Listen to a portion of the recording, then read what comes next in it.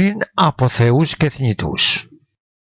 Πριν γεννηθεί ο χρόνος, μία θεά ευάδιζε μόνη. Ήτο η Ήρα, όχι σύζυγος, όχι βασίλισσα, αλλά δύναμης αυτογενής θυμού και τιμής. Και στην σιγή των αρχών ευρέθη μπροστά της εν άνθος. Καλώς ήλθατε. Ανακαλύψτε τον αρχαίο μύθο ως ποτέ πριν. Κάντε εγγραφή στο κανάλι, γράψτε ένα σχόλιο, κάντε κοινοποίηση και πατήστε like. Ήτο καιρός θείος, όταν η βασίλισσα των ουρανών έπιασε στα χέρια της ένα λουλούδι απογορευμένο. Ούτε Δίας ούτε θνητός ήξερε τη δύναμή του. Η Ήρα το εμύρισε και ο πόλεμος εγεννήθη. Έτσι εγεννήθη ο Άρης, άνευ πατρός, μόνο με τη βούληση και την θείαν οργήν. Γέννημα θυμού, ο πόλεμος είναι Θεός. Η Ήρα έτεκεν θεών χωρίς άνδρα. Ο κόσμος ακόμα πολεμά και το λουλούδι ίσως να περιμένει την επόμενη θεά. Το λουλούδι ή το μυστικό, ο καρπός του ή το Θεός. Πριν ο Δίας βασιλεύσει στον Όλυμπο, πριν ακόμα και ο χρόνος καταμετρηθεί, η Ήρα είχε ένα μυστικό όπλο.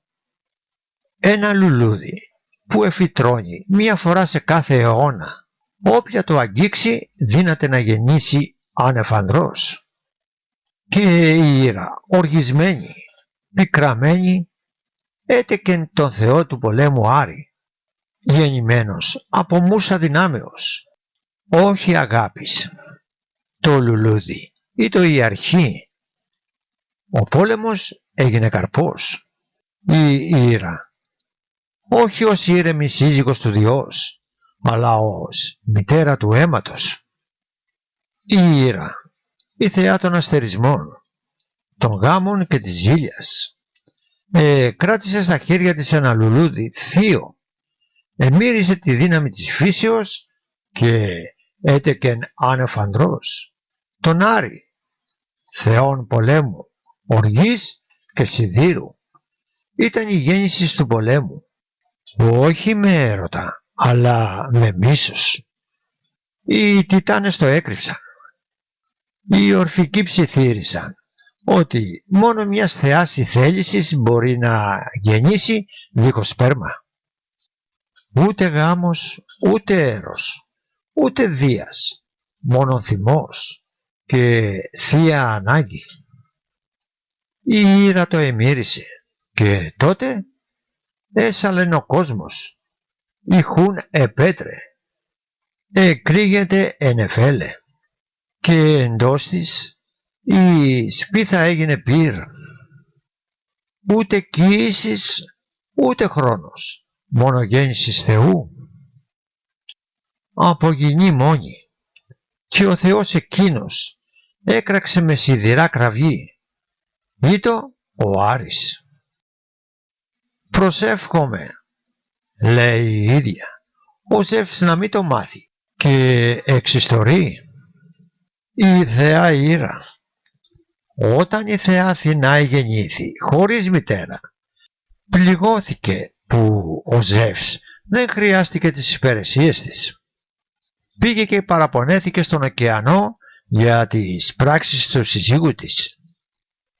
Σταμάτησε στην πόρτα μας, κουρασμένη από το ταξίδι. Όταν την είδα τη ρώτησα, τι σε έφερε εδώ, Ήρα? Την παρηγόρησα με λόγια φιλικά. Οι λέξεις, λέει, δεν ανακουφίζουν τον πόνο μου.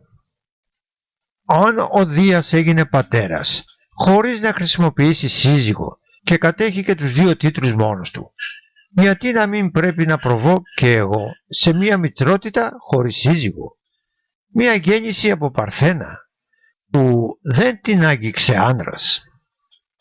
Θα δοκιμάσω κάθε φάρμακο στη πλατιά γη και στο κενό ωκεανό και στις βαθιές κοιλότητες στα τάρταρα. Τα λόγια της ήταν κοφτά. Το πρόσωπό μου ήταν διστακτικό. Φαίνεσαι νύφη, ότι μπορείς να βοηθήσεις, λέει. 3 φορές ήθελα να βοηθήσω. 3 φορές κόλλησε η γλώσσα μου. Ο θυμός του Διός μου προκαλούσε φόβο. «Σε παρακαλώ, βοήθησέ με», είπε, «θα αποκρύψω την πηγή της βοήθειας μου. Μάρτης μου η Ιερά Στίξ». «Ένα λουλούδι», είπα, «από τα λιβάδια της Σολένου. Θα πραγματοποιήσουν την ευχή σου. Είναι μοναδικό στους κήπους μου. Και μία στήρα γελάδα να το ακουμπήσει θα γίνει μητέρα». Γρήγορα έκοψα το στερεωμένο λουλούδι με τον αντιχειρά μου. Η Ήρα ενστάθηκε το άγγιγμα και με το άγγιγμα συλλαμβάνει. Φουσκώνει και εισέρχεται στη Θράκη και στη δυτική προπαντίδα και πραγματοποιεί την ευχή της. Ο Άρης δημιουργήθηκε. Τιμούμενος το ρόλο μου στη γέννησή του, ο Άρης είπε, «Και εσύ θα πρέπει να έχεις μία θέση στην πόλη του Ρωμήλου, στην Ρώμη».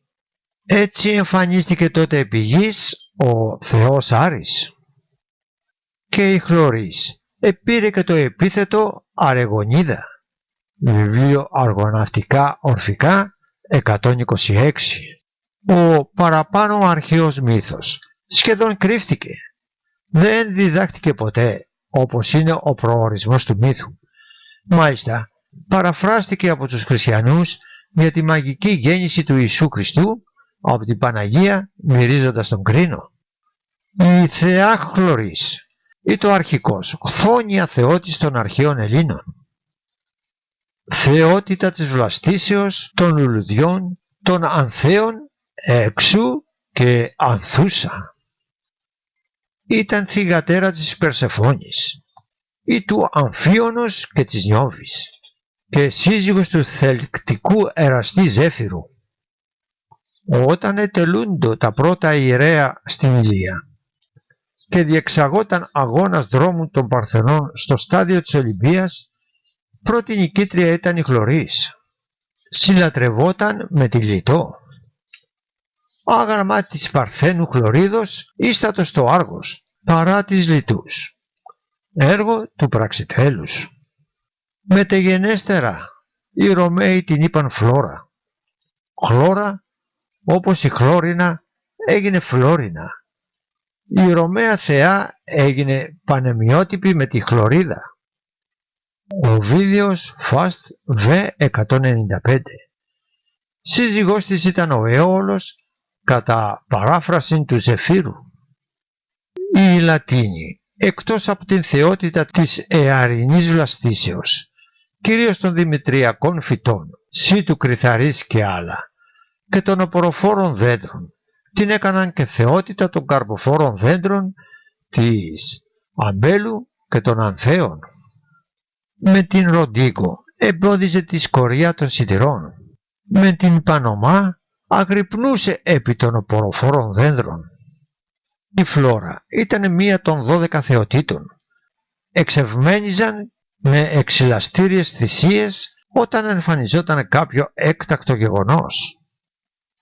Είχε αρχαιότατο ναό στη Ρώμη, επί του Κυριναλίου Λόφου, ίδιον ιερέα και δεύτερο ναό, αναγερθέντα κατά τον δεύτερον π.Χ. αιώνα, εξ αφορμής μιας αφορίας παρά των Μέγαν Κρίκων. Ετελούντο προς τιμή της μεγάλες αγροτικές εορτές, τα φλωράλια τον μήνα Απρίλιο, περίπου 28 Απριλίου έως 1η Μαΐου, προς εξασφάλιση της προστασίας των εσπαρμένων αγρών, ετοιμάτο ιδιαιτέρως από τις γυναίκες. Απεικονίζωτο ως νεαρά γυνή, εστεμένη με άνθη. Τα πλιστά των αγαλμάτων, τα οποία φέρουν το όνομά της, Φλόρα, είναι προσαρμογές των αρχαίων ελληνικών αγαλμάτων. Απεικονίσεις της διεσώθησαν επί των αρχαίων νομισμάτων. Το νόημα του μύθου. Θυμός, μήνης, δημιουργία. Ο Άρης, άνευ πατρός, ανετράφη με ξύφος, όχι γάλα, έμαθε να πληγώνει πριν αγαπεί. Και όταν οι θεοί είδαν τον καρπόν του θυμού, εφοβήθησαν, διότι ο Άρης δεν υπακούει ούτε στον Δία ούτε στην μοίρα. Ο μύθος δεν είναι παραμύθι. Το άνθος υπάρχει μέσα σου.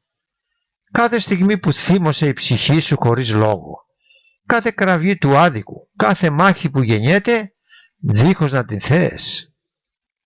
Ο Άρης είναι τέκνον της σύρας μέσα σε κάθε άνθρωπο. Και ο μύθος αυτός ήρθε να σου θυμίσει τη δύναμη που φέρει η οργή όταν μείνει άγωνος. Ευχαριστώ που με παρακολουθήσατε. Περιμένουμε σχόλια, εγγραφή και like.